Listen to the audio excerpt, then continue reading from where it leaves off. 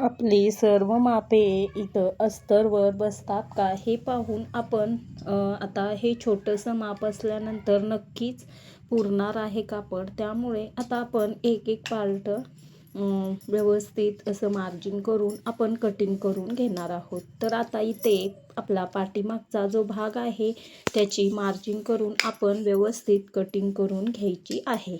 तर आता इथे आपण पाठीमागचा भाग कटिंग व्यवस्थित करायचे आहे, कारण जे मार्जिन आखलेलं आहे त्याच्या आतून कात्री आपल्याला चालवायची आहे.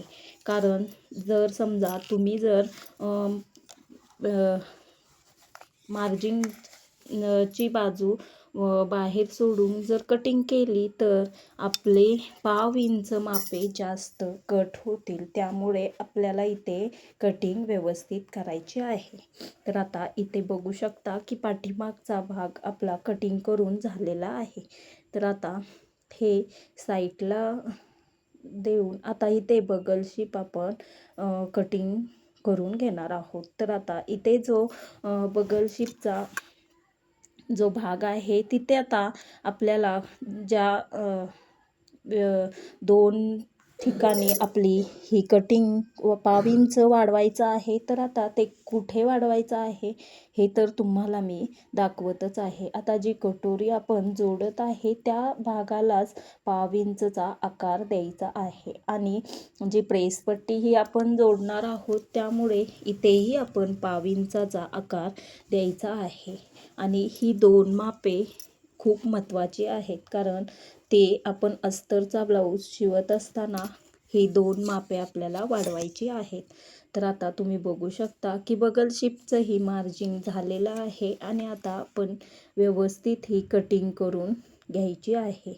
कारण आपल्याला ज्यावेळेस कटिंग अस्तरचे जे कटिंग आहे ती आपली मापे व्यवस्थितच कटिंग करायची आहे. कारण एक्स्ट्राचा कपडा कुठेही कापायचा नाही, कारण ही मापे आपल्याला आता अस्तरवर देखील कट करायची आहे. त्यामुळे आपलं जे माप आहे ते व्यवस्थितच माप कटिंग करायचं आहे.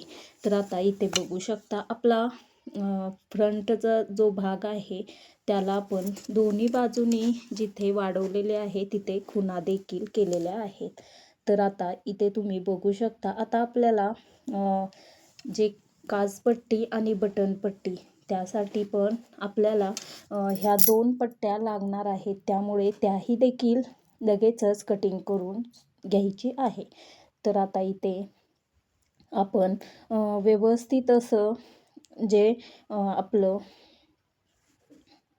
प्रेसपट्टी देखील आता आपण पेपर कटिंग करणार आहोत. पण प्रेस कटिंग करताना इथे देखील आपल्याला पाव इंच खाली मार्जिंगसाठी वाढवायचं आहे. तर आता इथे पाव इंच जे कपडा, कारण आपण जेव्हा शिलाई मारतो ज्यावेळेस प्रेसपट्टी जोडताना आपली पाव इंच तिथे देखील कपडा जातो. त्यामुळेच आपण तोही कपडा वाढवून घेऊन अगदी व्यवस्थित दोन अशा प्रेसपट्ट्या कट करून घेणार आहोत.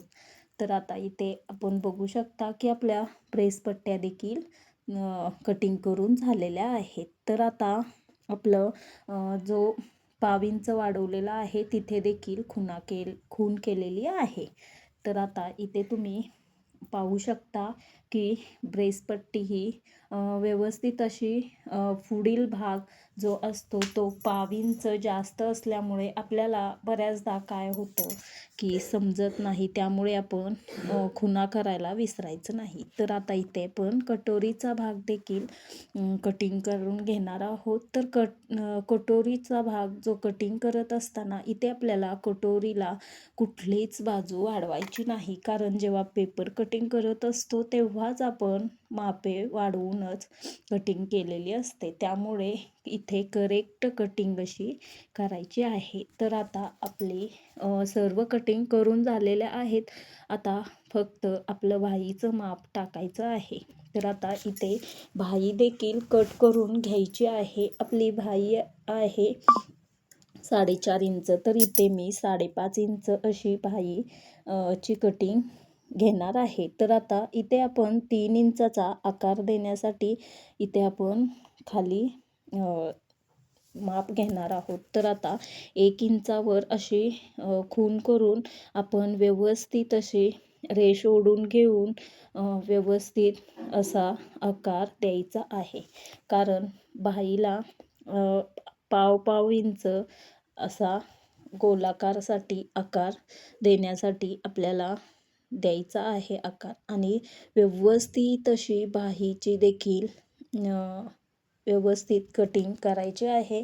आणि आता आपला आकार देऊन झालेला आहे. तर आता दोन्हीच्या मध्ये अर्धा इंच असा हा कपडा सुटलेला आहे. तर आता तो व्यवस्थित आकार देऊन कटिंग केल्यानंतर आपल्याला जो पुढचा भाग असतो त्याच्यासाठी आपल्याला इथे आपण अर्धा इंच असे आकार देऊन व्यवस्थित अशी कटिंग करून घ्यायची आहे. तर आता इथे आपली बाहीची कटिंग झालेली आहे, तुम्हीही बघू शकता.